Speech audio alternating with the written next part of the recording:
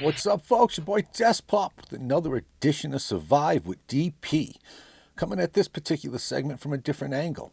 Anonymity. More specifically, there's no bravery in anonymity. So last night I was in a Spaces group listening to some cool peeps as I prepped material for my segments and did a little swag designing, rocking my headphones as the wife rocked out on her PS5. By the way, fellas, get your Valentine's Day mug order in. $10 plus shipping. You won't find a better deal. DM me for the shipping cost. You place the money in my X-tip jar, and Viola Abracadabra, you'll be getting some on the night of 14 Feb, I assure it. Getting back to last night, one interesting part of the Spaces conversation came from recovering FBI agent and pro podcaster Kyle Seraphin. Kyle was remarking on anonymity on social media and its effects. I like to think I coined this phrase years ago, and the phrase is, there's no bravery in anonymity. It's a shot at all fucking keyboard warriors. Last night I found myself thinking, wow, he must be inside my brain because I've always thought this.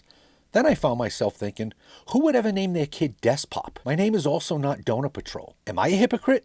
Well, not exactly. This wasn't supposed to go this way, folks. I never planned on being another anonymous person on the Twitters. In fact, I can prove it. Let's get to know DP. On a previous episode, I spoke briefly about an incident that changed my life for the worse.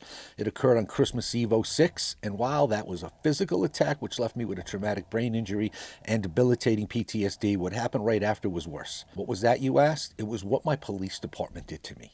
Waking up in the hospital, finding out that I was under criminal investigation for the incident, somehow with not a blemish on my record or career up until that point in my life. I just decided to fight a group of 17 all by myself, on Christmas Eve no less. 1:30 in the morning, knowing my son was going to be at my doorstep just a few hours later. What unfolded was a personal hell and 19 straight years of fighting suicide with every ounce of my being. When my criminal trial ended in embarrassing fashion for my own police department and the state's attorney general's office, my recourse should have been a lawsuit, right? Wrong. The same qualified immunity that covered my actions in an official law enforcement capacity also protected my tormentors, them being cops as well. And because my case was dismissed at summary judgment, meaning the state rested its case, and after all evidence was presented, the judge stopped the trial. The case was so fucking bad that the judge basically threw us all out of the courtroom. Victory, right? Not really, because I knew I would win. I just wanted a few members of my department administration on the stand. I had questions for the chief and his minion that would not have only ended their careers, it should have rightfully put them in the defendant's chair. Well, I didn't get that opportunity, folks. And because of qualified immunity, a lawsuit would have been dismissed immediately. So I came up with the clever idea to draw them out. How? I wrote a book.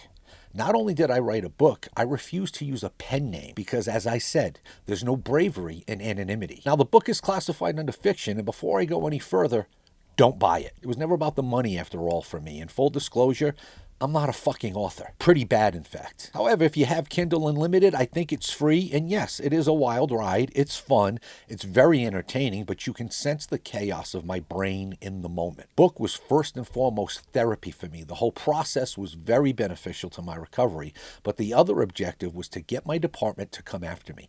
I felt I would have been in a much stronger position to attack from a defensive position. And if my bosses sued me, they couldn't avoid taking the stand under oath. I would have had access to major discovery, and my mission was to ruin lives.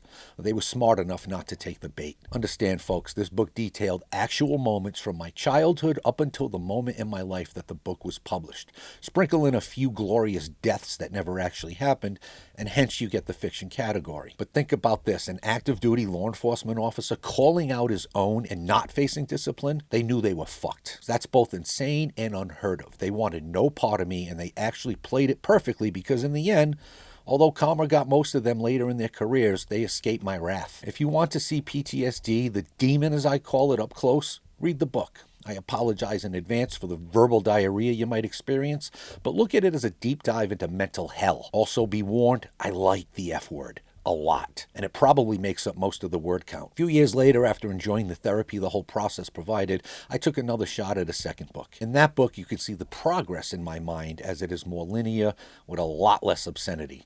Boring as fuck, if you ask me. Plus, the story's in a totally different setting and truly fiction. I just wanted to see if I could do it. Again, don't waste your money.